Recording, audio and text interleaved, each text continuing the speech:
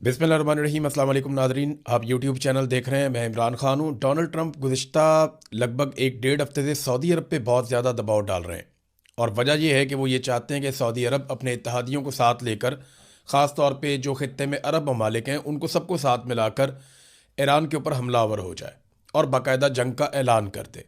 Donald Trump के पास कोई और रास्ता बचा नहीं है। देखें, यूरोप डोनाल्ड ट्रंप की बात मान नहीं रहा। यूरोप को ये पता है कि इस लड़ाई के नतीजे में यूरोप को अमेरिका के हाथों लंबे अरसे तक ब्लैकमेल होना पड़ेगा, क्योंकि रशिया से पहले ही वो ऑयल और गैस नहीं ले रहे, उन्होंने बहुत कम कर दी है, बल्कि लगभग ख़त्म कर दी है। उनकी अपनी ज़रूरत जो है वो पूरी नहीं हो रही, और अगर गल्फ़ से भी उनको ये मिलना बंद हो जाती है, खलीजी ममालिक में ये जंग लग जाती है और लंबी चलती है, तो फिर उनके पास कोई और रास्ता नहीं होगा डोनाल्ड ट्रंप की हर बात मानने के अलावा, क्योंकि फिर अमेरिका उनको तेल फराहम करेगा। ज़रूरत तो उनकी बड़ी मुश्किल से पूरी होगी, लेकिन उनकी प्रोडक्शन को नुकसान पहुंचेगा, उनकी मईशत बहुत बुरी तरह शेक हो जाएगी। वो तो साथ खड़े नहीं हो रहे, बहुत सारे और मुल्क हैं वो भी साथ खड़े नहीं हो रहे। यानी जापान ने और साउथ कोरिया ने भी कोई पल्ला नहीं पकड़ाया डोनाल्ड ट्रंप को। तो अब डोनाल्ड ट्रंप अरब ममालिक को इस लड़ाई में घसीटना चाहता है। अगर अरब ममालिक अपने इत्तेहादियों के साथ इस लड़ाई में कूद जाते हैं तो सूरत हाल काफ़ी मुश्किल हो जाएगी ईरान के लिए भी, और डोनाल्ड ट्रंप के लिए फिर रास्ता निकलेगा कि वो आहिस्ता आहिस्ता बाकी ममालिक को भी इस लड़ाई का हिस्सा बनाए। तो इसलिए सऊदी अरब के ऊपर बहुत दबाव डाल रहा है, लेकिन सऊदी अरब पूरी कोशिश कर रहा है कि वो इस लड़ाई से अपने आप को बाहर रखे। और शायद इसी वजह से मोहम्मद बिन सलमान के बारे में डोनाल्ड ट्रंप ने बहुत ही गलीज़ ज़ुबान इस्तेमाल की है, और ख़ास तौर पे उस वक्त इस्तेमाल की है जिस वक्त डोनाल्ड ट्रंप सऊदी अरब के सरमायाकारों से खिताब कर रहे थे। ये बड़ा हद तक अमेज़ रवैया है, और ये वो फ्रस्ट्रेशन है कि सऊदी अरब बात क्यों नहीं मान रहा। सऊदी अरब को चाहिए कि वो हमारे साथ मिलकर ईरान के ख़िलाफ़ लड़ाई लड़े, लेकिन गल्फ़ ममालिक को ये बात समझ आ गई है कि अगर वो ईरान को मारेंगे तो ईरान उसी तरह वापस मारता है जब वो अमेरिका के 13 अड्डे तबाह कर चुका है। देखें, ये अड्डे कहीं छुपे हुए तो नहीं थे, ये सऊदी अरब के अंदर हैं, यूएई के अंदर हैं, बहरीन के अंदर हैं, कतर के अंदर हैं, ओमान में भी है, इसके अलावा कुवैत में है, उर्दन में है।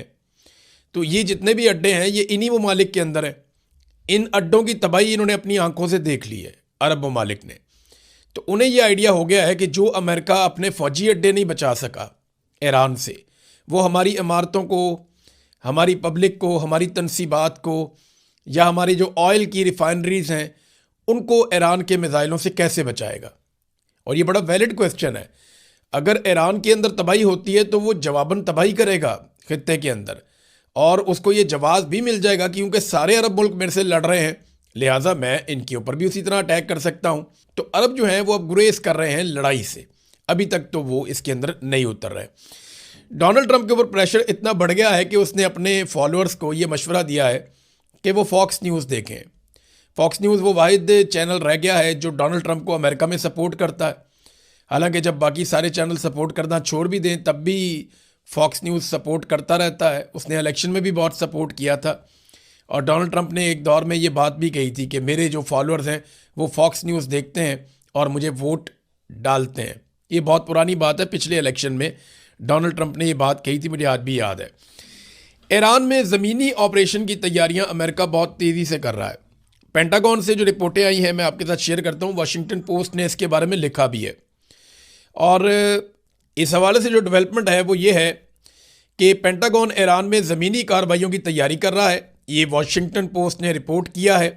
हालांकि अभी डोनाल्ड ट्रंप ने कोई ऑर्डर नहीं दिया, फ़ौजी तैनाती की कोई मंजूरी नहीं दी, लेकिन बड़े पैमाने पर अमरीकी फ़ौजियों को खित्ते में पहुँचाया जा रहा है। पहले हज़ारों फ़ौजी पहुँचाए गए, हज़ारों फ़ौजी रस्ते में हैं, और 10,000 फ़ौजियों के बारे में एक हफ्ते के अंदर मज़ीद फ़ैसला किया जाएगा।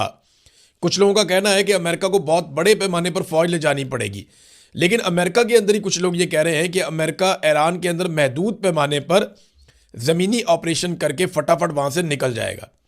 देखिए, ईरान के अंदर अमेरिका का घुसना तो अमेरिका की मर्ज़ी से होगा, लेकिन वहाँ से अमेरिका जब निकलेगा तो उसमें ईरान की मर्ज़ी शामिल होगी। यानी ईरान अगर निकलने देगा तो वो निकलेंगे।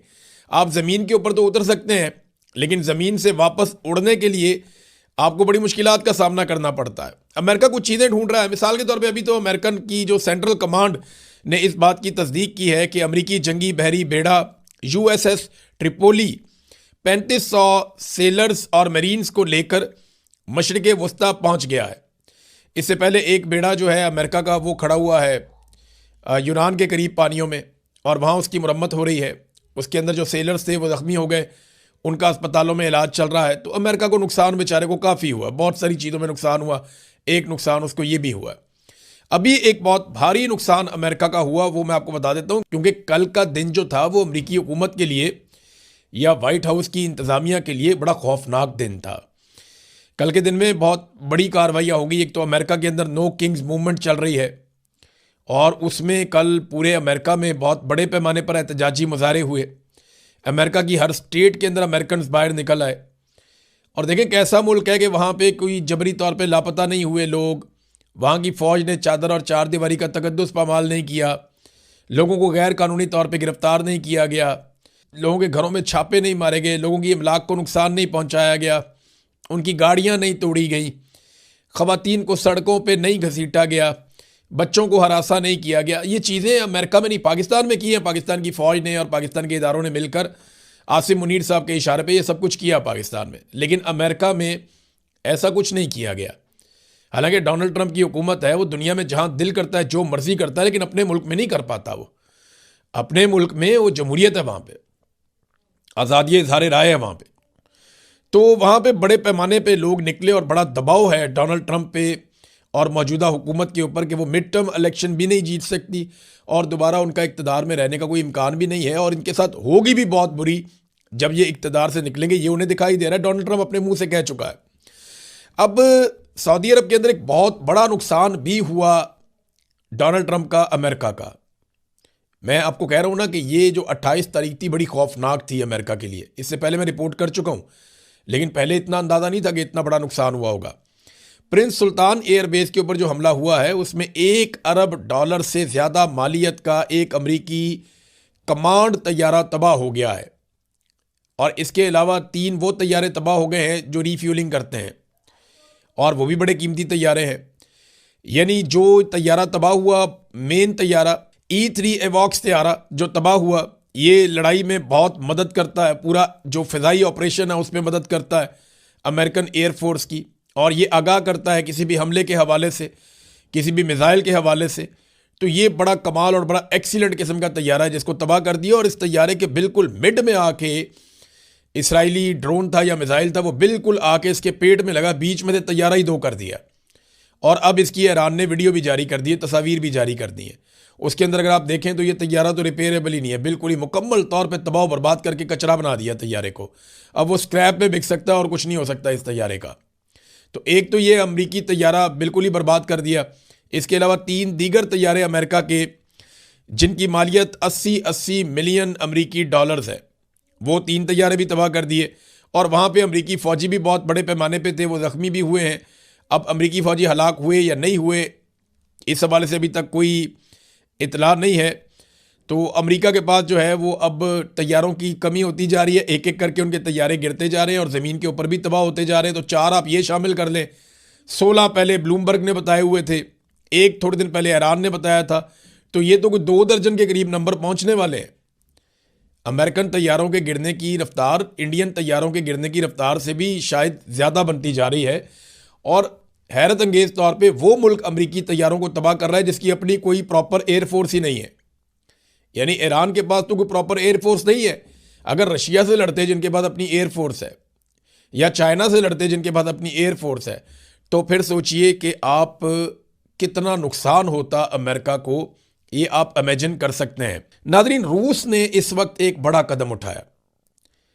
देखें, रशिया पैसा तो कमा सकता है तेल बेच के, और उसने पहले कमाया भी है पैसा, और वो आइंदा भी पैसा कमाएगा। तेल और गैस के ज़खायर तो उसके पास ही रहेंगे ना, उन पे तो कोई कब्जा करने नहीं जा रहा। लेकिन इस वक्त अमेरिका पे शदीद दबाव है आलमी सतह पे बढ़ती हुई पेट्रोलियम मसनूआत की कीमतों का। तो अमेरिका ने रशिया के ऊपर से पाबंदियां उठवा दी कि जनाब रूस अपना तेल बेच ले। हत्ता कि ईरान भी अपना तेल बेचे तो अमेरिकन चुप रहते हैं कि ठीक है, बेचने तो इनको तेल, आलमी मंडी के अंदर कीमत तो मुनासिब रहेगी। लेकिन अब रशिया ने बड़ी कार्रवाई कर दी। रूस ने ऐलान कर दिया कि वो 1 अप्रैल से लेकर 31 जुलाई तक, यानी 4 महीने तक वो पेट्रोल नहीं बेचेगा, गैसोलीन नहीं बेचने जा रहा दुनिया को। अब इससे क्या होगा, ये और प्रेशर बढ़ेगा, यूरोप के ऊपर प्रेशर बढ़ेगा, जो मशरिक़ वस्ता है इसके ऊपर प्रेशर बढ़ेगा, अफ्रीका पे बढ़ेगा और साउथ एशिया पे बहुत प्रेशर बढ़ेगा। तो ये जो ऐलान किया है रशिया ने, इससे यूरोप की और बाकी ममालिक की परेशानी बहुत बढ़ेगी और डोनाल्ड ट्रंप के ऊपर दबाव आएगा कि जल्द अज जल्द इस मामले को ख़त्म किया जाए। तो ट्रंप को हर तरफ से लपेट दिया गया है, हर तरफ से, और अब फ्रस्ट्रेशन ट्रंप के बयानात में नज़र आना शुरू हो गई है। यहाँ पे एक खबर और आई है और ये इसहाक डार साहब ने दावा किया और इसहाक डार साहब ने एक ट्वीट भी किया और उन्होंने बताया जी कि पाकिस्तान के झंडों के साथ 20 टैंकर जो हैं वो ऑयल के वो गुजरेंगे और ईरान ने इजाज़त दे दी है। इसको बड़े अच्छे जेस्चर के तौर पे उन्होंने देखा है कि ये कॉन्फिडेंस बिल्डिंग मेजर्स हो रहे हैं और ये सारा कुछ डोनाल्ड ट्रंप ने उसको उठा के अपने अकाउंट से पोस्ट कर दिया। अब डोनाल्ड ट्रंप की बेचारे की ये सूरत हाल हो गई है कि इसहाक डार जैसे पाकिस्तान में कोई मुंह नहीं लगाता, डोनाल्ड ट्रंप उसका स्टेटमेंट उठा के रीपोस्ट कर देता है।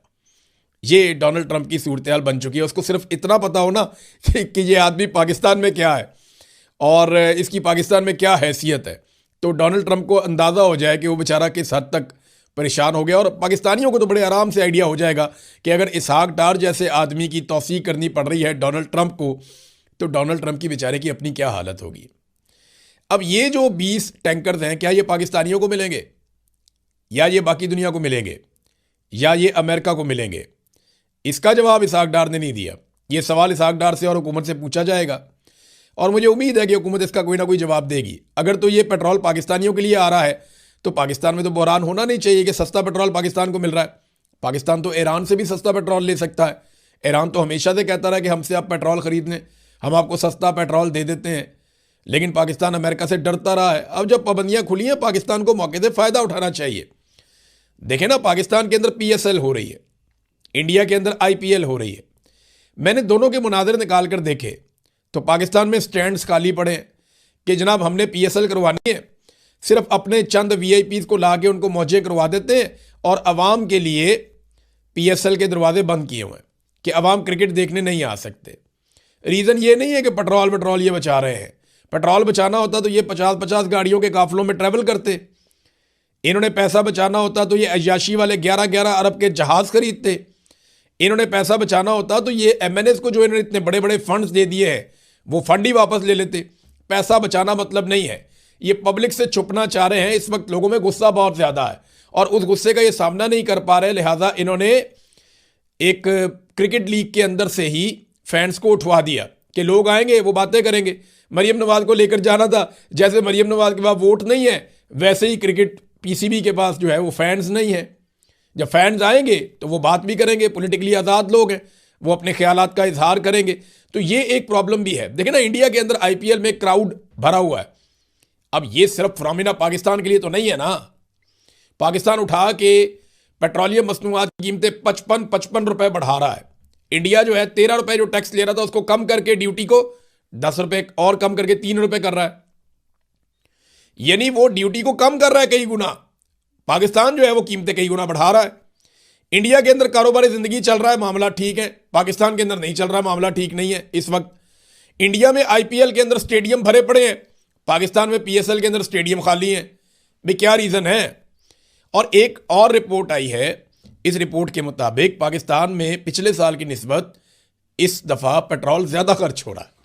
भाई अच्छी आपने कफ़ायत जारी शुरू की है, स्कूल बंद कर दिए कि जनाब पेट्रोल बचाना है, वो पेट्रोल पिछले साल से ज़्यादा खर्च हो रहा है।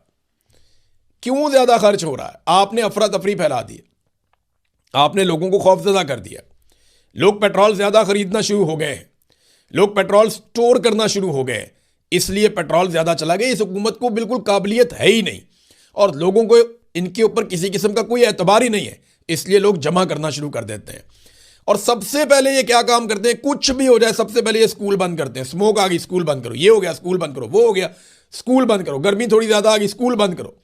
सबसे ज़्यादा नफरत नवाज शरीफ को और उसके ख़ानदान को तालीम से, क्योंकि तालीम और शऊर इनकी मौत है। पाकिस्तान की मिलिट्री एस्टेब्लिशमेंट और PMLN, इन दोनों का सबसे बड़ा मसला यह है कि पाकिस्तानी तालीम हासिल ना कर लें किसी तरह। अगर ये तालीम हासिल कर लेंगे, ये एजुकेटेड हो गए, इनको शऊर आ गया, तो ये हमसे सवाल पूछेंगे और हमारे पास जवाब है नहीं। याद ना थोड़े दिन पहले मरियम नवाज ने क्या कहा था? उसने कहा था ना कि शऊर से पेट नहीं भरता। पेट तो जानवर का भी भर जाता है, लेकिन उसे शऊर नहीं होता। तो ये अजीबोगरीब, इंसानों को जानवर समझते हैं और जानवर बनाकर रखना चाहते हैं। डोनाल्ड ट्रंप जो चीज़ लड़ाई से हासिल नहीं कर पा रहा, वो चीज़ क्या उसे टेबल के ऊपर बैठकर मिल जाएगी? डोनाल्ड ट्रंप के 15 मुतालबात को मैंने आपको पढ़ के सुनाया था। मैंने बड़े गौर से पढ़े और उसके ऊपर मैंने गौर किया कि लड़ाई के मैदान में आप जो चीज़ हासिल ना कर पा रहे हो ना, वो आपको टेबल टॉक में नहीं मिलती। टेबल टॉक में आपको उतना ही मिलता है जितना आपके पास इम्कान होता है कि आप लड़ाई में जीत सकते थे, लंबी लड़ाई में जीत सकते थे, या आपका इत्तेहाद इतना बड़ा होता है कि आप कहते हैं हम दबाव बढ़ा के, जितना आप दबाव डाल लें। लड़ाई में डोनाल्ड ट्रंप दबाव डाल नहीं सका, तो जब दबाव नहीं डाल सका तो फिर वो किस तरीके से इतने बड़े बड़े मुतालबात मनवाएगा? और दबाव डालने के लिए दीगर ममालिक अभी तक डोनाल्ड ट्रंप को मैसर नहीं है। फिर भी वो अपनी फौज इस बहाने पहुंचा रहा है कि कुछ भी करके, कोई फॉल्स फ्लैग करके, सबको इकट्ठा करके ईरान के ऊपर अटैक किया जा सके। बहरीन में काम उल्टा हो गया। जो रजीम तब्दील करना था ईरान के अंदर, इस वक्त मुजाहरे कहाँ हो रहे हैं? अमेरिका के अंदर। मुजाहरे कहाँ हो रहे हैं? इसराइल के अंदर। इसराइल में बहुत बड़े पैमाने पर लोग निकल आए, लड़ाई शुरू हो गई, पुलिस के साथ झड़पें शुरू हो गई। वो लोग कहते हैं जी हमने यहाँ पे रजीम तब्दील करना, हम नेतन्याहू को नहीं मानते। तो नेतन्याहू ने ईरान का रजीम तब्दील करना था, उसका अपना रजीम खतरे में पड़ गया वहाँ पे। और अमेरिकन रिपोर्ट कह रही है कि ये बंदा जेल में ही जाएगा जंग के बाद, जो सूरत बन रही है। बहरीन के अंदर जहाँ से अमेरिका हमले करता था ईरान के ऊपर, वहाँ पे बहुत बड़े बड़े मुजाहरे हो रहे हैं। वहाँ पे आवाम सड़कों पर निकल आई है और वो मुखालफत कर रही है बहरीन की हुकूमत की पॉलिसी की। वो ये कह रहे हैं कि अमेरिका और इसराइल की लड़ाई से अपने आप को अलग करो और जो अमेरिकी अड्डे हैं वो यहाँ से निकालो। वो ईरान की हमायत कर रहे हैं। अब पाकिस्तान के अंदर भी यही सूरत हाल है। पाकिस्तान में भी ईरान की हमायत ज़्यादा है। बाकी जो अरब ममालिक हैं, वहाँ पे जब आप मुकाबला करते हैं ना ईरान का मुसलमान मुल्कों के साथ, तो शायद ईरान की हमायत कम होगी। लेकिन जब आप मुवाजना करते हैं ईरान का इसराइल और अमेरिका के साथ, तो सबकी हमायत ईरान के साथ ऑटोमेटिकली चली जाती है। ईरान में नाज़रीन अब यूनिवर्सिटियों के ऊपर अटैक शुरू कर दिया है, तालीमी इदारों के ऊपर अटैक किया जा रहा है। सैकड़ों ऐसे स्कूल हैं ईरान में जिन पे हमला किया गया है अमरीकी और इसराइली अफवाज की जानिब से। अब इसमें जो है वो अमरीकी क़यादत को एक वार्निंग जारी की गई है ईरानी फ़ौज की जानिब से। उन्होंने कहा जी कि काबिज़ अफवाज ने तेहरान में university of science and technology पर बमबारी करके एक बार फिर ईरानी यूनिवर्सिटियों को निशाना बनाया है। वाइट हाउस के हुक्मरान जान लें कि अब मगरबी एशिया में मौजूद काबिज़ हुकूमत की तमाम यूनिवर्सिटियाँ और अमरीकी यूनिवर्सिटियाँ जायज़ अहदाफ तसव्वुर की जाएंगी। यानी इसराइल और अमेरिका की तमाम यूनिवर्सिटियाँ जायज़ अहदाफ हैं। जब तक कि तबाहशुदा ईरानी यूनिवर्सिटियों के बदले में उनकी 2 यूनिवर्सिटियों को जवाबी कार्रवाई का निशाना नहीं बना लिया जाता, हम ये करेंगे। अब अंदाज़ा करें कि ईरान ने जो कुछ उसके साथ हुआ ना, उसका उतना ही उसने जवाब दिया। उसने कहा जी आपने हमारी यूनिवर्सिटियां तबाह की, अब हम आपकी यूनिवर्सिटियां तबाह करेंगे और इस खित्ते में आपकी यूनिवर्सिटियां मौजूद हैं, आपकी इन्वेस्टमेंट है यहाँ पे और आपके तालीमी इदारे, अब हम उनको तबाह कर देंगे।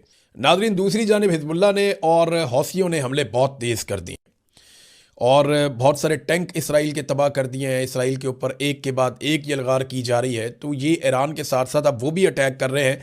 ईरान ने बड़े खौफनाक हमले किए हैं गुज़िश्ता 24 से 36 घंटों में, और ये लड़ाई कम होने की बजाय बढ़ती हुई दिखाई दे रही है। ये बात मुझे दुरुस्त नज़र आती है कि अगले 8-10 दिन बहुत इंपॉर्टेंट हैं।